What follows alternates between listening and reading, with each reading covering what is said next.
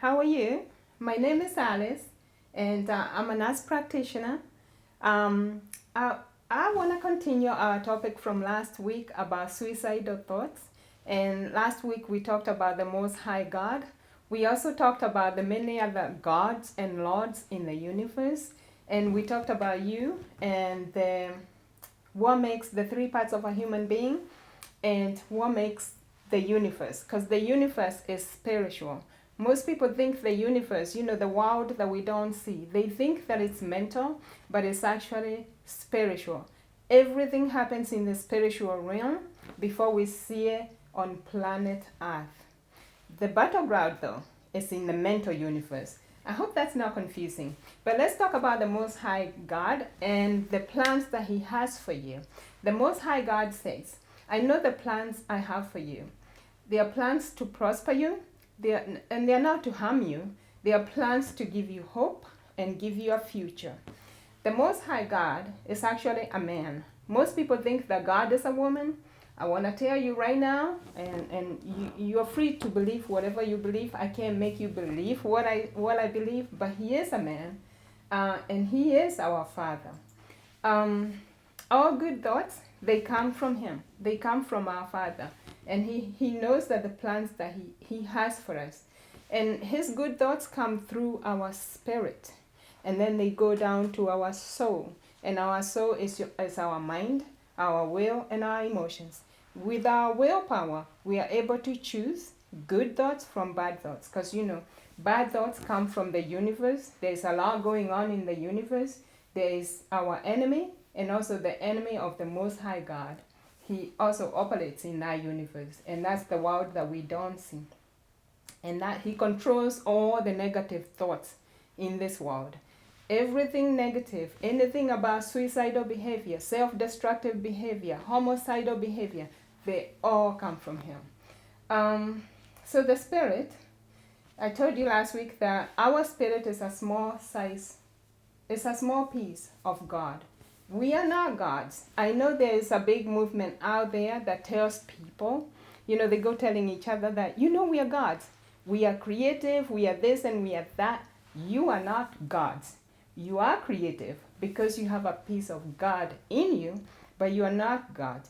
You are children of the Most High God. So, what kind of thoughts come from the Most High God?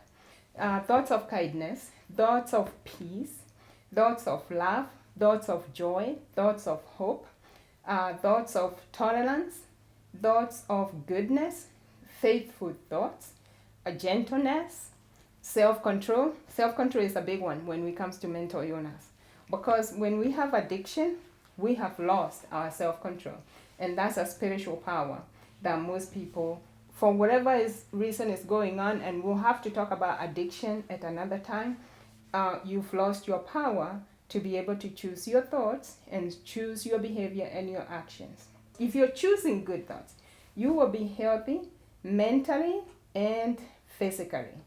So moving on, where do bad thoughts come from and how do they look like?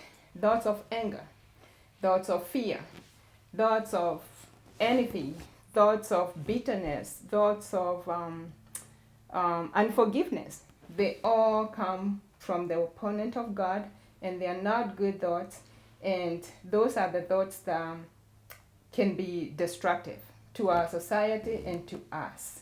So I would say if you didn't watch my last video, go back and watch it so you can understand about what I'm going to talk about next.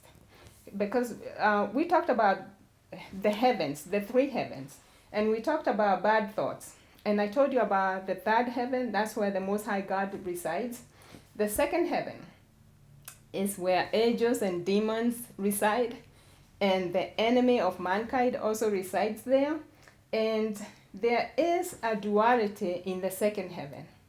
There are angels of darkness. There is also angels that pretend to be angels of light.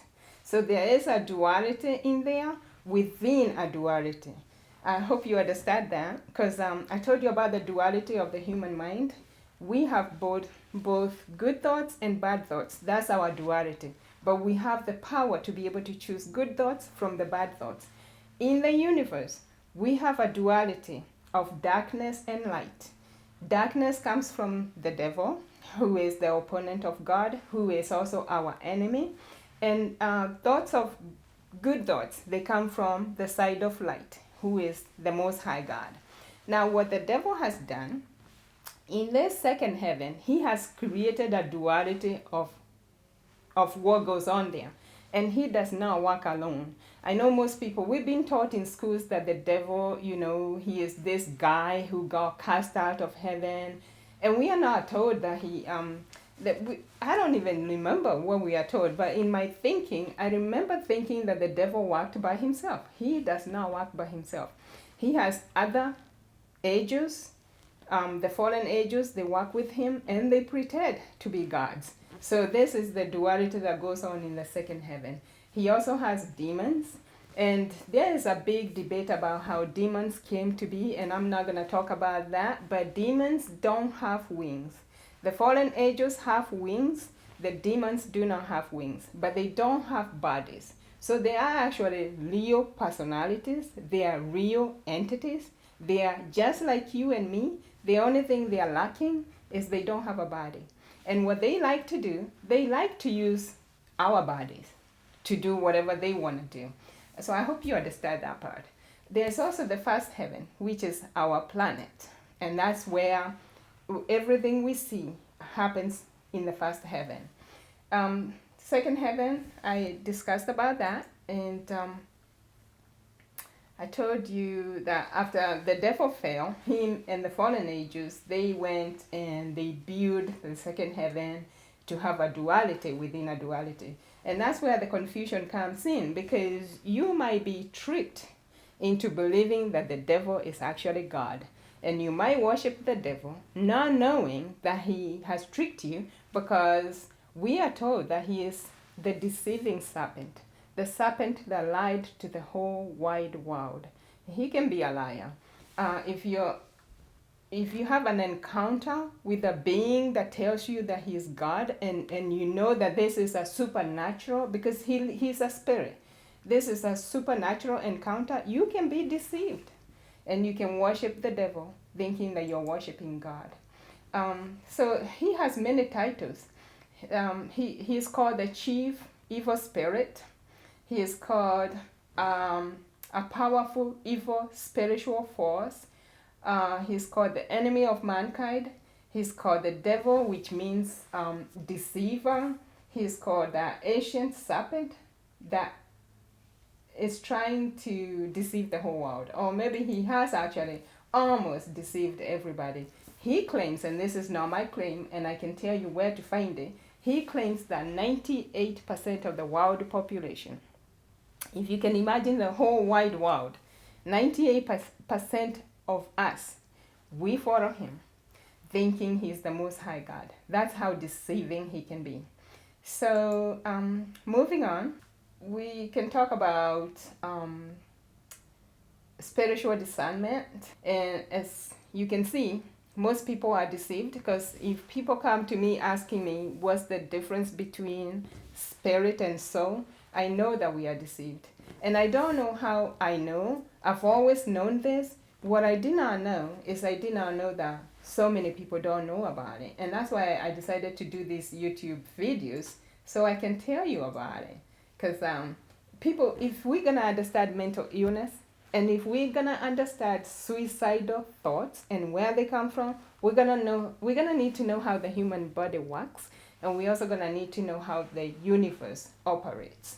So we're going to talk more about people who talk about, say, the New Age spirituality and higher consciousness.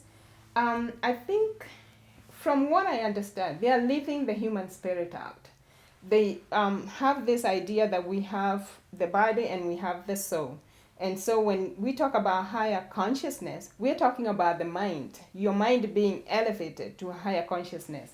And I think that has a lot to do with the suicidal thoughts and where they're coming from. Okay, New Age spirituality. how to pray. They talk about how to play the game of life by activating the sixth sense. So the sixth sense is part of our. It's not part of our five senses that we are able to interpret what's going on in the universe. Like our five senses is our eyesight, our ears, our nose. We can smell with our nose. Our mouth, we can taste things, and the ability to touch and feel. We can know things by just touching and feeling stuff. The sixth sense is part of our subconscious mind, and it is the sense that connects the physical world with the spiritual world. So when the New Age spirituality, they talk about developing and activating your sixth sense. What does the sixth sense do? It's actually a spiritual eye. And if you opened it up, you can see things, you can have spiritual discernment. You can see things that are happening in the spiritual world and be able to understand them. So it kind of does make you smarter, but there is the right way to open it and the wrong way to do it. How the deception works.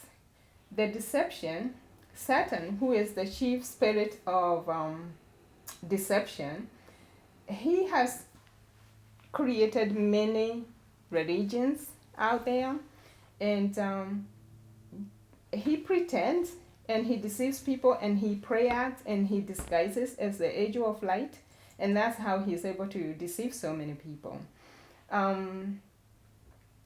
Some people, I said last week that people don't know how the devil looks like. They think it's this horned devil who has a tail and he's red or black. They have all these ideas. Sometimes they have a brood devil. I don't know where they got that from, but he is nothing like that. And he can be whatever he wants to be. He's a spirit. Sometimes he might come in form of a human being. He might occupy the human body if they allow him. So he can be a person. He can be an angel. He can pretend to be a kind person also. He can be a dragon. He can be a snake. He can be anything he chooses to be.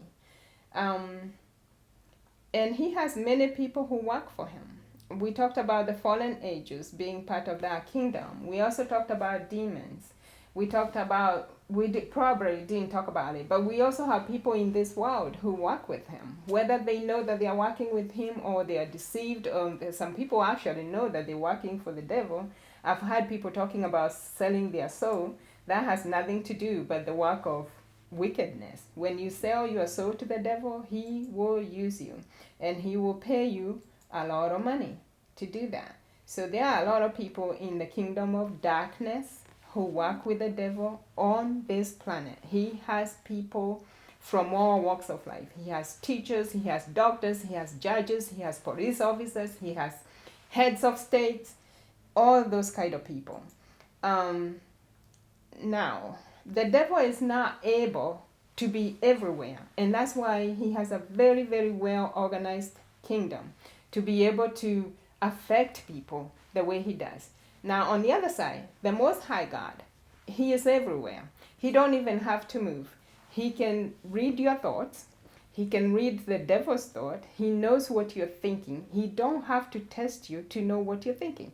He is supplying you with all the good thoughts, and he also knows what the devil supplies you with. So he can actually read your mind. The devil cannot do that. The way the devil gets information is by watching what we do. He has all this, the whole kingdom watching you. Somebody told me one time that a human being is followed by 200 demons every single day. And they're documenting what you're saying because they can hear you. They are documenting what you're doing. Even when you think that nobody is watching you, the whole universe is watching you. They document everything and they report their reports back to the devil every single day. So that kingdom, the kingdom of darkness, they never sleep. They are busy planning and scheming to see how they can deceive us. Now, let's talk about your willpower for a minute, because last week we talked about the duality of the human mind. You have both bad thoughts and good thoughts, and you cannot stop that because that's just how we are. We can be devils, we can be angels, but we have our willpower, and our willpower is what helps us choose our thoughts. So willpower is the magic word. You can choose your thoughts. So what happens when you're not able to choose your thoughts? There's a way the devil, because he uses trickery, there's a way that he can affect the kind of thoughts that we choose. And he plays on our weaknesses. He uses, told you he gets a report about what we are doing, so he likes people who are lazy. If you're lazy and that's complacency, he can use that and he will come and occupy that part of your mind that you're not using.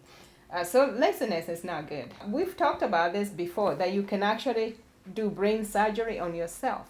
You can change your thoughts, and with changing your thoughts, you can change your mind and you can transform your brain. Why would somebody think that hitting the brain with electricity can help depression? And even though it does, that to me is strange. But anyway, he has a lot of tools that he uses. He uses open doors, and that's fear. Fear is a spirit. Sometimes he might plant a seed of fear, a spiritual thought of fear. Or sometimes he might just use a full-blown spirit. Like when people have panic attacks and social anxiety, those are fears. He also uses superstition. When people play Ouija board, so they can get ideas whether they should do something or not. He uses people who are greedy. When you're greedy, he will just dangle whatever you want in front of you and keep putting it back and then entice you with it. He uses lust. He uses revenge. He uses anger. He uses vanity. He uses praying, laziness.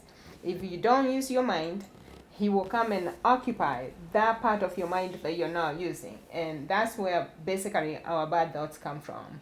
Vanity, greed, all that stuff. All that is spiritual stuff. And that's why I keep saying there's a spiritual component to mental illness. Moving right along, there's one more thing. The devil likes to get people thinking that their bad thoughts are your own thoughts. Like he sneaks in there, and you might start saying bad things about yourself, thinking that they are actually coming from your mind or from your brain. Some people think they're coming from their head, but these are devilish thoughts, and we are not aware that they are his. They are not our thoughts. So when somebody is telling you that they want to kill themselves, those are devilish thoughts, and they are not your thoughts. So a good way to do it is to separate yourself from bad thoughts, to just know that they are not your thoughts. And also to know that you have willpower.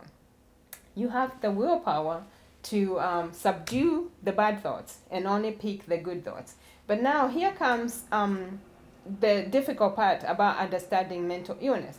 When your willpower is broken, or when your willpower is subdued by the environment that you have grown up in, people who are abused, their willpower is subdued, or sometimes it might even be broken. Trauma-based mind control also allows people, or it allows the devil to actually come and run your mind without you being able to choose your thoughts. So we'll talk about more of that next week when we come back, and we're still going to be talking about suicidal thoughts and suicidal prevention. If you're going to do suicidal prevention, you gotta understand how the universe works and how the human body works. Spirit, mind, and body. Thank you, and until next week.